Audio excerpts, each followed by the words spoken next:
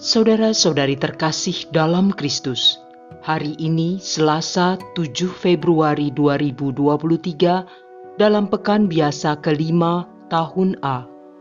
Bacaan dibawakan oleh Felicita Zahara, Mazmur dilantunkan oleh Skolastika Titik, dan renungan ditulis oleh Antonia Jovita Ari. Selamat menekuni Sabda Allah. Marilah mewujudkan kebaikan bersama untuk hidup dalam damai dan sejahtera.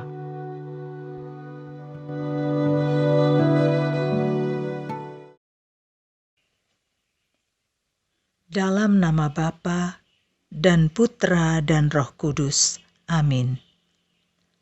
Allah Bapa di surga, terima kasih atas berkat kemurahan-Mu yang boleh kami rasakan sampai hari ini. Dengan pelbagai kondisi kami hari ini, kuatkan kami untuk menyambut segala yang kami alami di dalam kasih-Mu, serta terangi hati dan pikiran kami, agar kami mampu mengerti kehendak-Mu melalui firman-Mu yang akan kami dengarkan sebentar lagi. Dan biarlah firman-Mu itu menjadi pegangan hidup kami, sekarang dan selama-lamanya, demi Kristus Tuhan dan pengantara kami. Amin. Bacaan dari kitab Kejadian, bab 1, ayat 20 sampai dengan bab 2, ayat 4a. Ketika menciptakan alam semesta, Allah bersabda, "Hendaklah dalam air berkeriapan makhluk yang hidup, dan hendaklah burung berterbangan di atas bumi melintasi cakrawala." Maka Allah menciptakan binatang-binatang laut yang besar dan segala jenis makhluk hidup yang bergerak, yang berkeriapan dalam air, dan segala jenis burung yang bersayap. Allah melihat bahwa semuanya itu baik. Lalu Allah memberkati semuanya itu sabdanya, "Berkembang biaklah dan bertambah banyaklah, serta penuhilah laut, dan hendaklah burung-burung di bumi bertambah banyak." Jadilah petang dan pagi hari kelima. Bersabdalah Allah, "Hendaklah bumi mengeluarkan segala jenis makhluk yang hidup, ternak dan binatang melata, serta segala jenis binatang liar." Dan jadilah demikian. Allah menjadikan segala jenis binatang liar, segala jenis ternak, dan segala jenis binatang melata di muka bumi. Allah melihat bahwa semuanya itu baik. Bersabdalah Allah, "Baiklah kita menjadikan manusia menurut gambar dan rupa kita, supaya mereka berkuasa atas ikan-ikan di laut dan burung-burung di udara, atas ternak dan atas seluruh bumi, serta atas segala binatang melata yang merayap di bumi." Maka Allah menciptakan manusia itu menurut gambarnya. Menurut gambar Allah diciptakannya dia. Laki-laki dan perempuan diciptakannya mereka. Allah memberkati mereka. Lalu Allah bersabda kepada mereka, "Beranak cuculah dan bertambah banyak. Penuhilah bumi dan taklukkanlah itu. Berkuasalah atas ikan-ikan di laut, burung-burung di udara, dan atas segala binatang yang merayap di bumi." Bersabdalah Allah, "Lihatlah, aku memberikan kepadamu segala tumbuh-tumbuhan yang berbiji di seluruh bumi, dan segala pohon-pohonan yang buahnya berbiji. Itulah akan menjadi makananmu. Sedang kepada segala binatang di bumi dan burung di udara, dan segala yang merayap di bumi yang bernyawa, kuberikan segala tumbuh-tumbuhan hijau menjadi makanannya." Dan jadilah demikian. Maka Allah melihat segala yang dijadikannya itu sungguh amat baik. Maka jadilah petang dan pagi hari ke-6. Demikianlah diselesaikan langit dan bumi beserta segala isinya. Pada hari ke-7, Allah telah menyelesaikan pekerjaan yang dibuatnya itu. Maka berhentilah ia pada hari ke-7 dari segala pekerjaan yang telah dibuatnya itu. Lalu Allah memberkati hari ke-7 itu dan menguduskannya, karena pada hari itulah ia berhenti dari segala pekerjaan penciptaan yang telah dibuatnya itu. Demikianlah riwayat langit dan bumi pada waktu diciptakan. Demikianlah sabda Tuhan.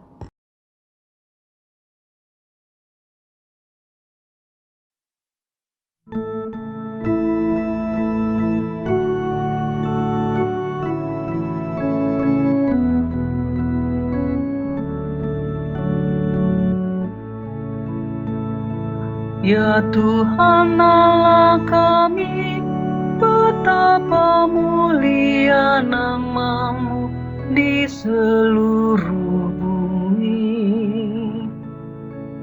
Jika ku melihat langit-Mu, buatan jari-Mu, bulan dan bintang-bintang yang Kau pasang, apakah manusia sehingga Engkau mengingatkannya?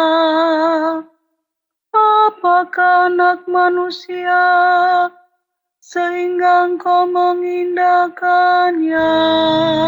Ya Tuhan Allah kami, betapa mulia nama-Mu di seluruh bumi. Kau ciptakan dia hampir sama dengan Allah. Kau memahkotai dengan kemuliaan dan semarak. Kau beri dia kuasa atas buatan tangan-Mu. Segala-galanya telah Kau tundukkan di bawah kakinya. Ya Tuhan Allah kami, betapa mulia nama-Mu di seluruh bumi. Domba, sapi, dan ternak semuanya, hewan di padang dan marga satwa, burung di udara dan ikan di laut, dan semua yang melintasi arus lautan. Ya Tuhan Allah kami, betapa mulia nama-Mu di seluruh bumi.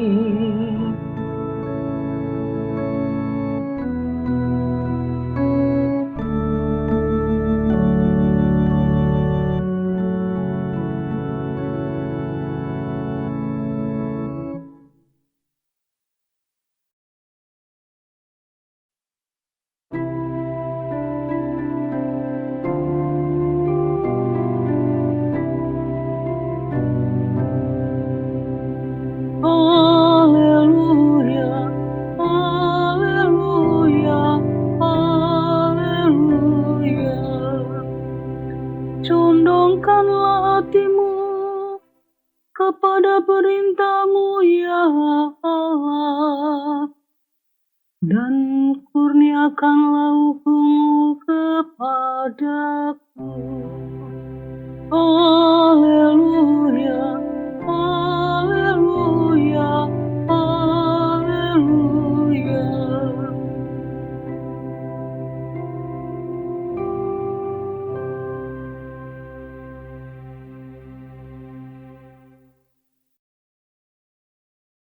Inilah Injil suci menurut Markus, bab 7, ayat 1 sampai dengan 13.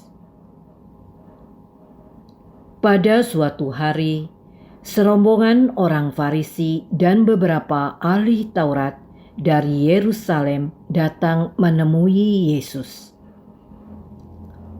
Mereka melihat beberapa murid Yesus makan dengan tangan najis, yaitu dengan tangan yang tidak dibasuh. Sebab orang-orang Farisi, seperti orang-orang Yahudi lainnya, tidak makan tanpa membasuh tangan lebih dahulu, karena mereka berpegang pada adat istiadat nenek moyang. Dan kalau pulang dari pasar, mereka juga tidak makan kalau tidak lebih dahulu membersihkan dirinya. Banyak warisan lain lagi yang mereka pegang, umpamanya hal mencuci cawan, kendi, dan perkakas tembaga. Karena itu, orang-orang Farisi dan ahli-ahli Taurat itu bertanya kepada Yesus, "Mengapa murid-muridmu tidak mematuhi adat istiadat nenek moyang kita? Mengapa mereka makan dengan tangan najis?" Jawab Yesus kepada mereka, "Benarlah nubuat Yesaya tentang kamu, hai orang-orang munafik. Sebab ada tertulis, bangsa ini memuliakan aku dengan bibirnya, padahal hatinya jauh daripadaku. Percuma mereka beribadat kepadaku, sebab ajaran yang mereka ajarkan ialah perintah manusia. Perintah Allah kamu abaikan untuk berpegang pada adat istiadat manusia." Yesus berkata kepada mereka, "Sungguh pandai kamu mengesampingkan perintah Allah, supaya kamu dapat memelihara adat istiadatmu sendiri. Karena Musa telah berkata, 'Hormatilah ayahmu dan ibumu.' Dan siapa yang mengutuki ayahnya atau ibunya harus mati. Tetapi kamu berkata, kalau seorang berkata kepada bapa atau ibunya, 'Apa yang ada padaku, yang dapat digunakan untuk pemeliharaanmu, sudah digunakan untuk kurban, yaitu persembahan kepada Allah,' maka kamu membiarkan dia untuk tidak lagi berbuat sesuatu pun bagi bapa atau ibunya. Dengan demikian sabda Allah kamu nyatakan tidak berlaku demi adat istiadat yang kamu ikuti itu. Dan banyak hal lain seperti itu yang kamu lakukan." Demikianlah sabda Tuhan.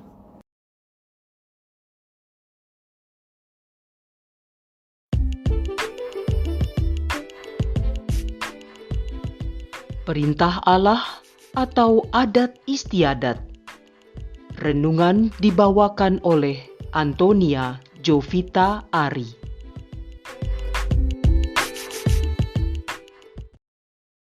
Saudara-saudari terkasih dalam Tuhan kita Yesus Kristus, orang-orang Farisi dan ahli Taurat mengecam murid-murid Yesus karena tidak menaati adat istiadat nenek moyang, karena makan tanpa mencuci tangan.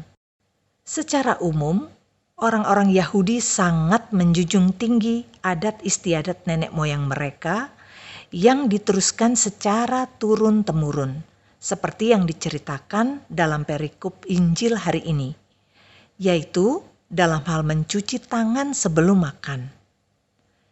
Mereka tidak akan makan sebelum membersihkan diri ketika pulang dari pasar.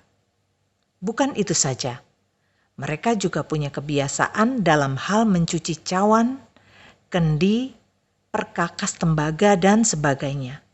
Serta masih banyak lagi tradisi warisan yang secara konvensional mereka taati. Lalu apakah menjaga kebersihan itu salah? Tentu tidak. Tidak ada yang salah. Bahkan baik. Tuhan Yesus tentu bukan bermaksud menegasikan adat istiadat atau tradisi itu sendiri.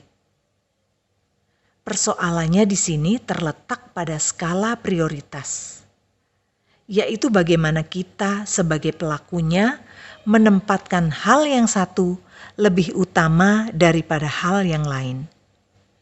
Dalam hal ini, orang-orang Farisi, ahli Taurat, dan orang Yahudi pada umumnya begitu tunduk pada tradisi buatan nenek moyangnya yang bersifat lahiriah dan menempatkan tradisi tersebut seolah-olah jadi lebih tinggi dari hukum Tuhan sendiri. Mereka jadi lebih mementingkan hal-hal lahiriah, bukan batiniah. Implikasinya lebih jauh, malah bergeser karena motivasi kemanusiaan yang dangkal, yang jadi terkungkung pada hal-hal yang bersifat lahiriah belaka. Mereka jadi lebih peduli pada penilaian manusia daripada kehendak Allah.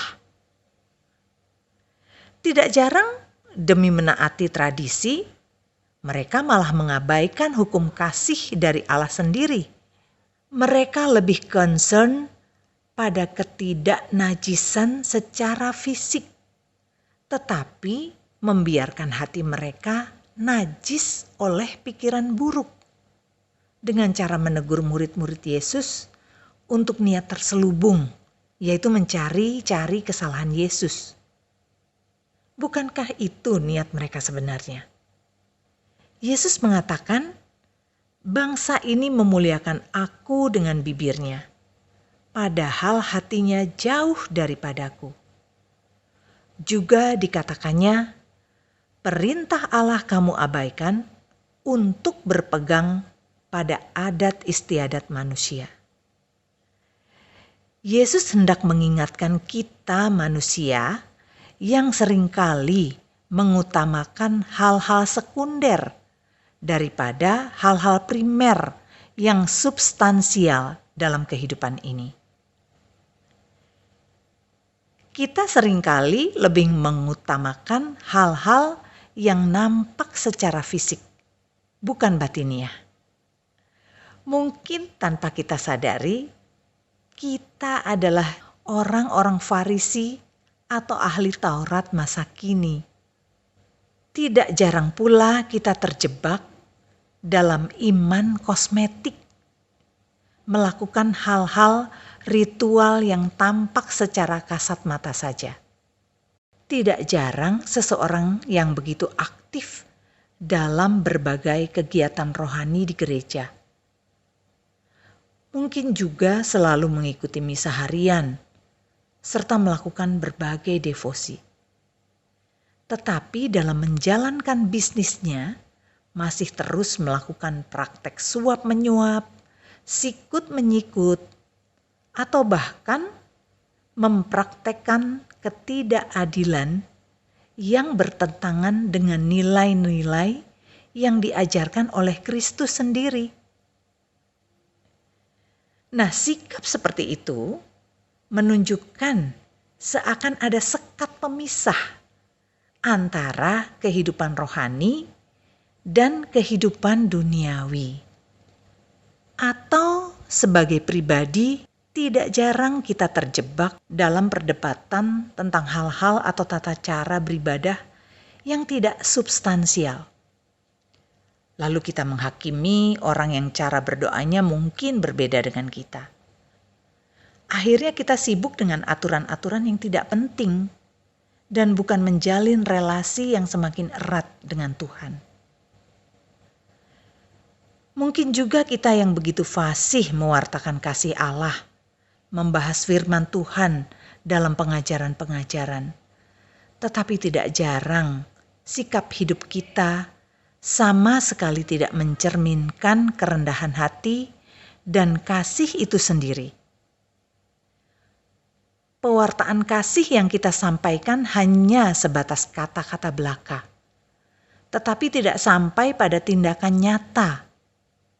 Padahal Tuhan mengutus setiap kita menjadi pewarta kasih-Nya dalam segala aspek kehidupan, serta mengejawantahkannya dalam hidup kita sendiri.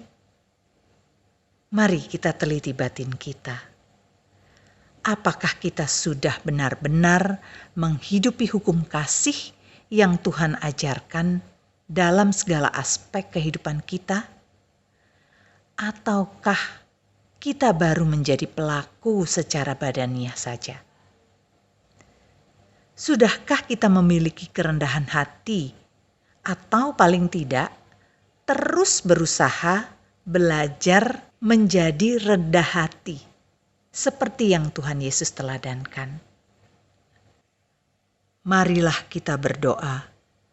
Allah yang Maha Kasih, ampuni kelemahan kami yang masih sering tidak konsisten dalam tindakan dan perkataan, sehingga kami lebih peduli pendapat manusia daripada taat kepadamu. Berikan kami keberanian dan kekuatan untuk taat pada kehendak-Mu, meskipun harus melawan arus, dengan menghadirkan kasih-Mu dalam hidup berkeluarga dan bermasyarakat. Semua doa ini kami hunjukkan dengan perantaraan Putra-Mu, Tuhan kami Yesus Kristus, yang bersama Dikau dalam persekutuan Roh Kudus, Allah sepanjang segala masa. Amin. Dalam nama Bapa dan Putra dan Roh Kudus. Amin.